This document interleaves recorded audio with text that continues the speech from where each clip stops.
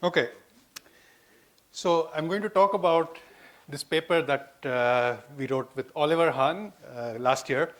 And this paper was interesting to me for several reasons. So firstly, it's always a pleasure for me to collaborate with Oliver. He has these nice ideas, very simple things that he asks, and then they lead to something interesting.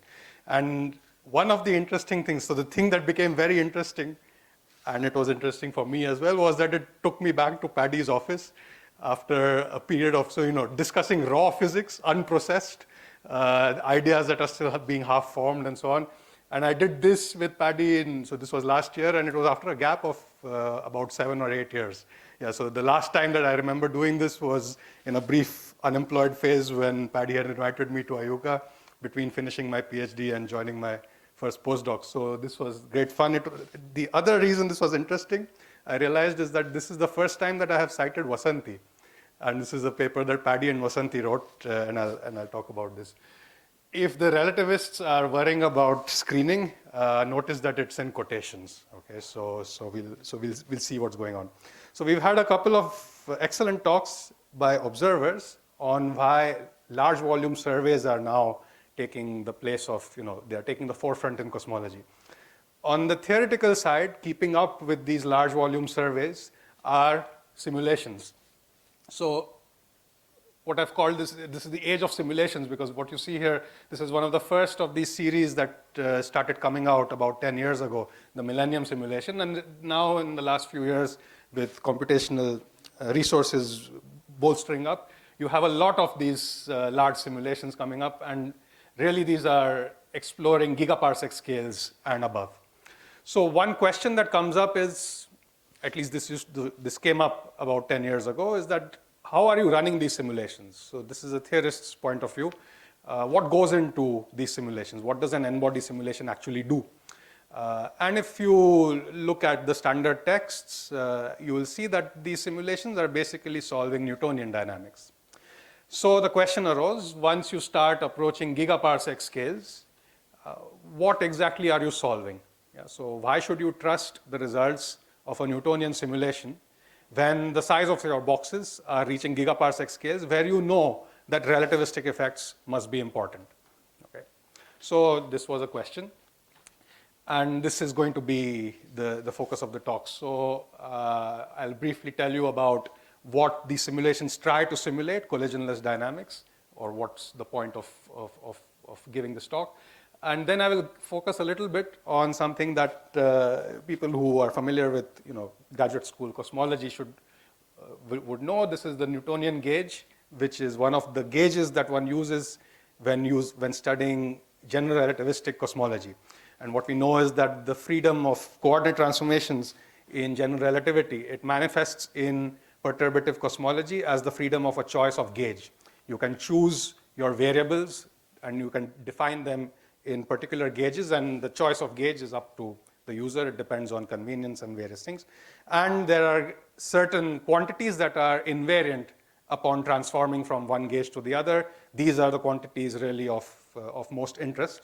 And so one of the questions that one is asking is, in these n-body simulations, where apparently you are only doing Newtonian dynamics, where does the issue of gauge come up? And then I will conclude. So in the standard n-body approach, so this is a very simplistic description of what an n-body simulation wants to do. The eventual goal is to track the phase-space distribution function of a cold collisionless fluid. It turns out that numerically this is very difficult to do, okay, because the phase space is 6-dimensional. You want to set up cosmologically interesting initial conditions, and evolving these initial conditions and the full collisionless Boltzmann equation is numerically simply intractable, and it is not going to be tractable for any in the foreseeable future. So what people have been doing for several decades now is, in lieu of this phase space distribution function, what one instead studies is its low order moments. So you look at the density contrast and the peculiar velocity field of this phase space distribution, and then you study its evolution in the presence of a self-gravitatingly generated gravitational potential. And so this is still in the fluid picture, where you have a fluid with a density and a velocity and there is a gravitational potential. Instead of solving the fluid equations, which are nonlinear coupled second-order differential equations, what one routinely does is to introduce another approximation, which is to bring in the notion of particles. So the way to think about these particles is that you have your phase space distribution function, which you really want to track. Instead of this, yes. Instead of this, what you do is to sample the phase space distribution function discretely. Okay, and you assign masses to these this discrete sample of what you call particles. It will come back. No, on my screen is fine. Yeah, I think there is some issue with the.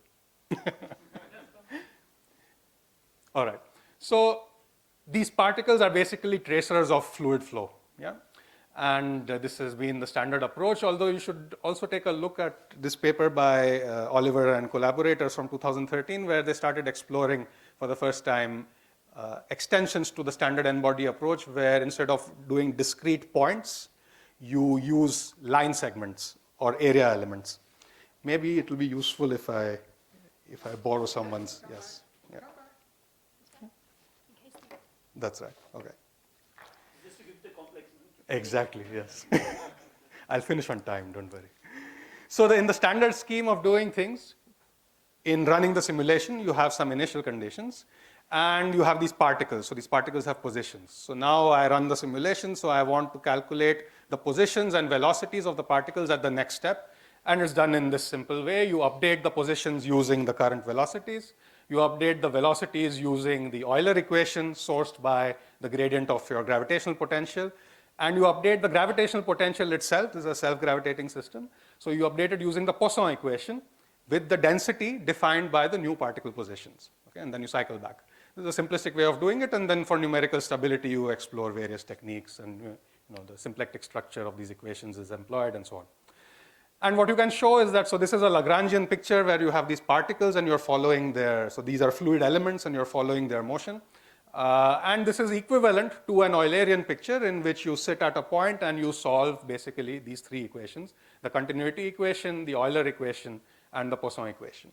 Okay, and I will constantly use this script h as to denote the conformal Hubble parameter. So now with very large boxes, as I was mentioning, the Hubble scale at any given epoch could be smaller than the box size. And this is where you have to start worrying now, because you've been using this fluid picture, which would be valid in the Newtonian approximation. But if this is true, then which gauge are we talking about? Yeah, so what does the calculation correspond to? So just a brief reminder of two of the most common gauges currently used in the relativistic cosmology literature. And in order to have the discussion, let's just remember that these differences between gauges, they are only relevant at very, very large scales, okay, scales comparable to the Hubble radius. So, and we know that at these large scales, we expect the effects of gravity to be described using linear perturbation theory, approximately. So two of the most popular gauges are the so-called conformal Newtonian gauge, in which the metric takes this form. And if you ignore the effects of radiation or neutrinos, then these two gravitational potentials are equal to each other. And in addition to the potential, you have the Newtonian gauge density, which I will denote with the subscript n, and the velocity field of the fluid in the Newtonian gauge again. Yeah, and then I'm only talking about scalar perturbations, so it's enough to just talk about the divergence of the velocity. The other popular gauge is the so-called co-moving synchronous gauge. And the synchronicity here comes from saying that I will use the same time coordinate for all my particles. And the co-moving nature means that my particles will basically, my coordinate system will move with the particles. So my fluid velocity here will be 0, and the coefficient of the time dt, the GTT term, will be -1 in appropriately scaled units. And the variables then are, the degrees of freedom are then transferred to other parts of the metric. There are two other potentials that come in here. Okay. So these are two gauges that have been used quite a bit. For example, the well-known code CAMB written by Tony Lewis. This follows the evolution of linear perturbations in the co-moving synchronous gauge. And a lot of theoretical work, especially extending to second order and higher order perturbation theory, has been done in the conformal Newtonian gauge. There have also been a lot of issues regarding confusion, at least way back when. There was a lot of confusion in the literature until Bardeen cleaned things up and defined gauge invariant quantities. That is when the notion of gauge invariance came in. Interestingly, confusion regarding gauge issues has also plagued the later literature, especially in the context of back reaction, etc., which I was involved in during my PhD days. That is not something I will talk about.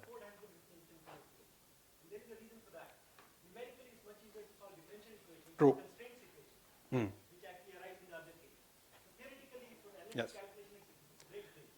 But for numerical computation, right, of the constraint equation is very difficult. Right. Right. I agree. So, yes. So when you want to do things fast, exactly. So then it becomes easier to use the synchronous gauge. Of course, there are codes that work in the Newtonian gauge as well. So Ma and Bertshinger's original code was in both gauges. You can switch gauges. The code is actually in synchronous gauge, but you can make the gauge transformation to go to conformal gauge. All right. All right. It was also written in synchronous. All right. There are more modern versions. Class, for example, is this latest code, which also has similar features. Yeah. But synchronous gauge has its own issues. It doesn't fix the gauge. Yeah. I'm not entering the issue of which. I'm not making a judgment on which gauge is nice. This is. I think the questions have proved your point. Yes. All right. Could you tell us whether the tau and tau is the same in both gauges? I believe it is different. Could you repeat? Could you tell me whether the tau called tau in yes. both gauges is the same or different? It will be different in the two gauges. Right. So it yes. ought to be called tau and tau dashed or something different. Yeah. I agree. Yes. Yeah. You're right. Yes. That's right. Yeah. Okay. All right. Now, the following miracle occurs. So this is something people realized about 10 years ago. If you look at linear perturbation theory and you focus your attention on a very specific choice of variables, you look at so you're doing linear perturbation theory, so at the level of evolving the perturbations, the differences between tau are not relevant. They would appear at second order. Yeah. So now let's focus attention on the density contrast in the synchronous gauge, the velocity divergence in the Newtonian gauge, and the gravitational potential in the Newtonian gauge. It turns out that these equations are true at the linear level. Okay, so there is a continuity equation. The standard continuity equation at the linear level involves the density contrast of the synchronous gauge and the velocity divergence of the Newtonian gauge. So people noticed this, and then the Euler equation also retains its standard form, its standard linear form, and the Poisson equation has the gravitational potential of the Newtonian gauge sourced by a single term involving exactly the density contrast of the synchronous gauge. Okay, it's a very curious coincidence. So people saw this, and it's the same Huang and No, I guess, that Ofer mentioned in the last talk. And what they suggested was, fine, so run a simulation at whatever scale you want, but at the end of the day, remember that what you have actually ended up evolving is not the density, velocity, and potential in one gauge. It is actually this weird combination of variables. You map your simulated density to the synchronous density, you map your simulated velocity to the Newtonian, and the simulated potential to the Newtonian. And it turns out, so you can also prove more rigorously that if you use a code like CAM, which will give you the density contrast in the synchronous gauge and its transfer function, and you apply the standard Zeldovich approximation, you will correctly set up initial conditions for evolving this system of equations. Okay. At this, because it's linear theory, it doesn't matter, because any differences in tau would appear at second order in these equations, which I'm ignoring. This is, so understanding this coincidence is the topic of this talk. So yes, it does. Because you have now gone beyond one single gauge, you have clearly introduced some relativistic effects somewhere, but your equations end up looking Newtonian. Okay. Okay, so this is interesting, and we would like to understand why. Yeah. Yeah.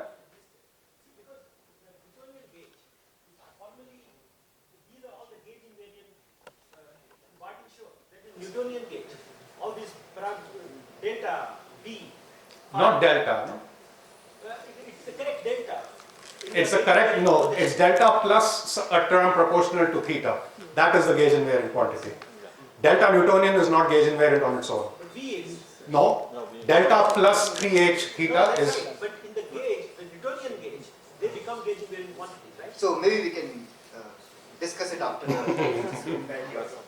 Goodness, a sign that the talk is interesting. Okay, so let me remind you briefly about this, I'm sure you know, about perturbative regimes that we are interested in resolving. Okay, so one interesting regime is that of linear perturbations where delta, V and psi are all of the same order of magnitude, and we call that order of magnitude epsilon.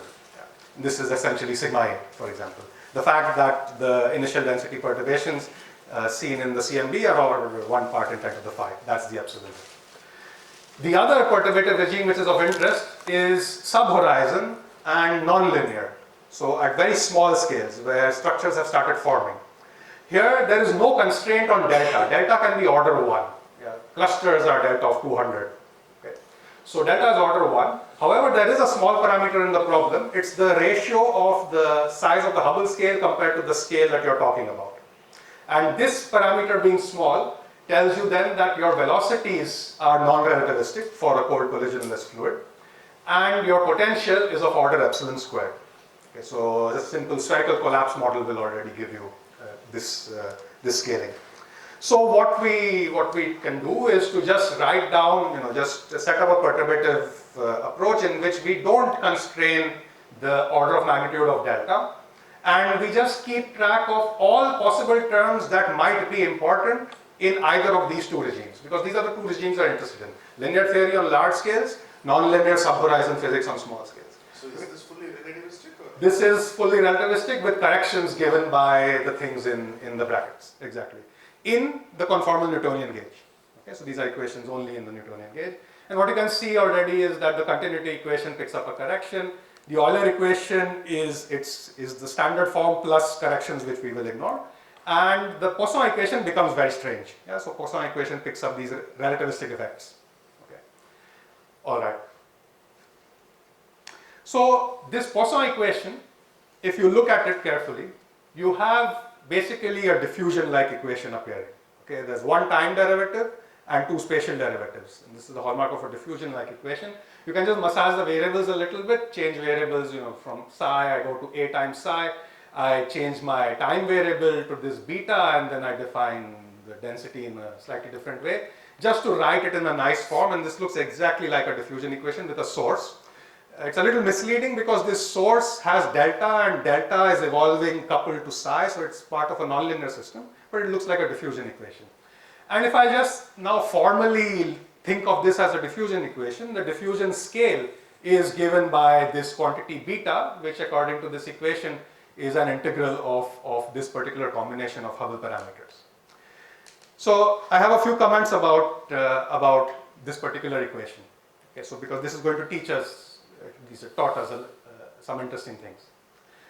So the first comment is that diffusion with scale beta means that standard math methods part 1, whatever, that the response of psi to delta in this, so this u is actually just psi, s is actually just delta. So the response of psi to delta is damped on scales larger than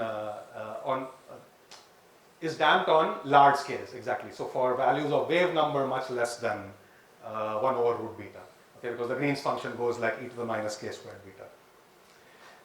So this particular feature of this equation is interesting because firstly it is reminiscent, so this is where actually discussions with Paddy came in. This is reminiscent of a Jeans criterion, because in the usual Jeans picture for a standard fluid, you would say that there is gravity which is pulling in. There is pressure which is pushing out. So if I have a large enough region which contains enough mass, then gravity will win and it will push against the outward pressure. This picture is different. Here what we are saying is that there is gravity which is pulling in still. There is the expansion of the universe which is pulling out. And it's actually at very large scales that your expansion will win. So instead of gravity winning at large scales, it's the expansion which is winning at large scales. So you need to be at small enough scales for gravity to be active, and at very large scales, gravity will not be active. So even if you set up initial conditions with a lot of power on very large scales, the fact that your equations are this diffusion-like set mean that those large scales cannot affect things that are happening on small scales. Okay, so this Jeans criterion is driven by the expansion of the universe. One way of seeing this is that this beta is actually not defined if I take my universe to be static. Okay, if I set A equals constant, this beta is related but very different conceptually from the co-moving particle horizon. The co-moving particle horizon will have one power of h here. Okay, and that is just the distance that light has traveled. Beta has two powers of h, and if I set h to 0, beta will actually not be defined. Okay, so this Jeans-like requirement is coming from the expansion of the universe. And it demonstrates, like I just said, by large-scale power in the Newtonian gauge. You must have seen these pictures where the power spectrum of the Newtonian gauge is compared to that in the synchronous gauge. So this is P of k against k, and this is the synchronous gauge, and it does something like this, and the Newtonian gauge does something like that. Okay, so it's a question, why does all this large-scale power not affect small scales? This is why. Yeah. So actually that's about the main content of the talk. Okay, I still have 5 minutes. So the rest is just this cute little trick that, so Oliver comes at this from a very different perspective. He's a simulator by training. So what he wanted to know is there a simple way of taking all these interesting relativistic discussions and changing n-body codes in the minimal possible way so as to reproduce these kind of effects, without having to worry about, oh, let me put delta in synchronous and V in Newtonian and so on. And what we realize is that there is a simple way of doing this. You have to make certain approximations because, you know, either you solve the diffusion equation, which you could do, but that means changing current n-body codes. You don't want to go and change gadget, right? At least not in a big way. So can you do it in a small way?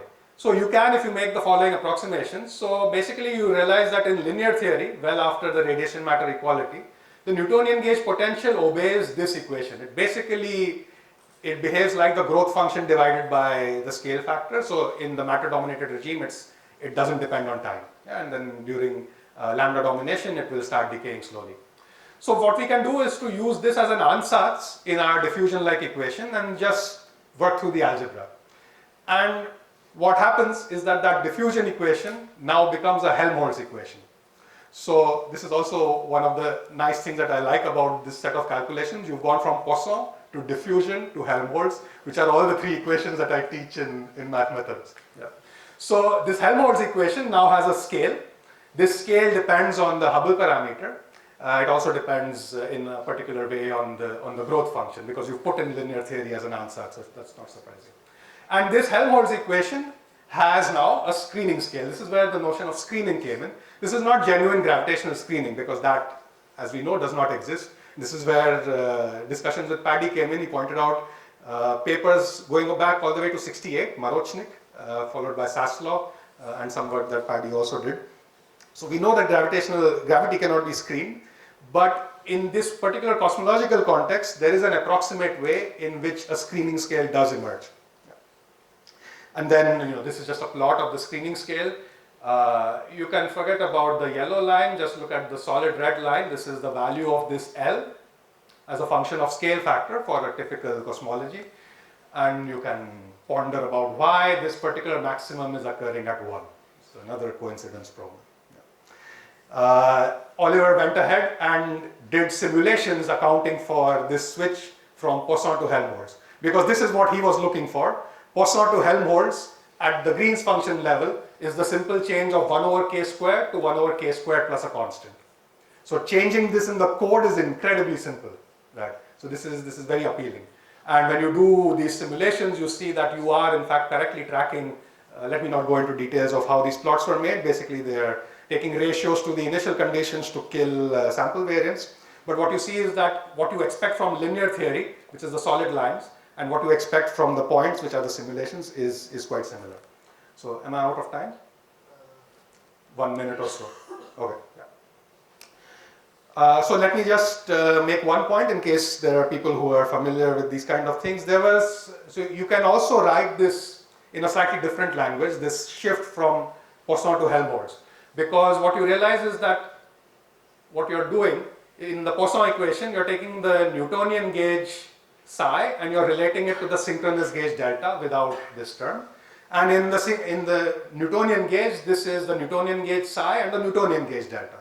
Okay? So if you just eliminate the Newtonian gauge psi from these two equations that you have, what you will find is that there is a nice relationship, approximate relationship between the Newtonian gauge delta and the synchronous gauge delta. It's just this multiplicative factor in Fourier space. This relationship between densities can also be written as a relationship between particle displacements in a simulation, because the density in a simulation is just a count over particles. So if you know where the particles are, you can calculate the density and vice versa. So what you can do is to set this up in this language, familiar from the Zeldovich approximation, where you say that on large enough scales, I am basically, my displacement field is the gradient of a potential, of a displacement potential. And therefore, if I run a standard simulation, I just take gadget and I take its output and I ask where are the particles located, and I shift those particles by an amount which is given by this, and this amount just depends on the density field of the simulation at the time of the output. You can get basically the density field in the Newtonian gauge in the correct way. Okay, so this is a nice simple thing that one can do. This is about all I have to say actually. So if it comes back, you'll see the conclusions. Basically, I pointed out that the output of standard n-body simulations has to be interpreted with care. This is interesting for several reasons for people doing precision cosmology, looking at primordial non-Gaussianities on large scale, etc. Our focus was not on that. This was more of a theoretical exercise. And what we showed is that entirely working in the Newtonian gauge, you can describe everything in a simulation using simply the shift of Poisson to Helmholtz. And finally, this may have some interesting applications for multifluids as well, which I did not discuss. So I will stop here. So we have time for some questions. Probably don't, yeah. But go ahead. Can you say what happens to second order? I think things become more difficult at second order. No, it's fine. The question is, can I say what happens at second order? It becomes trickier, I think, at second order because we haven't worked it out. It's not as simple as this. Yeah. Because second order Lagrangian perturbation theory will involve couplings between the. Yeah, I'm just wondering that once you have shell crossing on small scales, okay, then there is anisotropic dispersions, at least on those scales. Yes. Will it change your psi and phi relationship on the large scale? It should not. Should not. Because average of squares. But those. No, but those Is it terms just will a be higher, small. This is because the same as the back reaction problem, right? Yes, but then you are were you trying to keep relativistic corrections? On small scales, no. Because on small scales, all the gauges agree and they become the same. So you follow Newtonian dynamics on small scales. The differences all appear at very large scales. Yes, I'm just wondering whether if you're keeping relativistic corrections on large scales, you may have to worry about the shell crossing on small scale. I don't think you... Maybe not. Yeah, I don't think you need to. Just a naive question. Why is the cosmological constant not explicitly in the equations? It appears at the background level, and the cosmological constant it will not have fluctuations. Only if you have a dynamical yes, in the Dart background, energy. yes, yes. It is there in the background. It's part of Okay. H. Yes, yes. Any further questions? There's one there. Sorry, this is probably a naive question, but do we need to worry? So the Newtonian grad squared phi equals rho assumes action at a distance, instantaneous propagation of gravity. Do we need to worry about Right. the time So delay? as a student or postdoc, I forget what I asked the same question to Matthias Zaldariaga, and I liked his answer quite a lot. So he says you should not worry for the same reason that you do not worry about doing electrodynamics in the Lorentz, in the Coulomb gauge. So the equations they have a certain symmetry. Once you pick a gauge, maybe the symmetry vanishes, but that does not mean that the equations have suddenly become acausal. And this issue of large-scale power being screened from small scales is exactly a reflection of this, that you don't have to worry about action at a distance. You will only move around with local power. Any further questions? So if not, let us thank all the speakers of the session again. Okay, so I put on my organizer hat. I have a couple of announcements. So I have now forgotten the announcements. Yes. Right, so tomorrow morning in the coffee break, there will be a group photo. So please be around. And for this evening, so we've organized things. There will be a bus to pick up people who are going for the banquet. It's a 20-seater bus, so we'll do it in 2 batches. So can I request people with last names starting with M, A to M? Yeah. Last name starting with A to M. Can you please gather at the, at the place where the cars stop? Why don't you both families and people with small children? That has already been taken into account. No families have been separated. Are also accounted for, exactly. And then M onwards. So these people, please gather at 6:30. And these people, M onwards, will be around 7 o'clock. Okay, so. Huh? I don't know whether we have Z or not. Yeah. Yes. Okay, so 6:30, please, the first round, and then it'll take about half an hour to drop them and come back, so 7 o'clock the next round.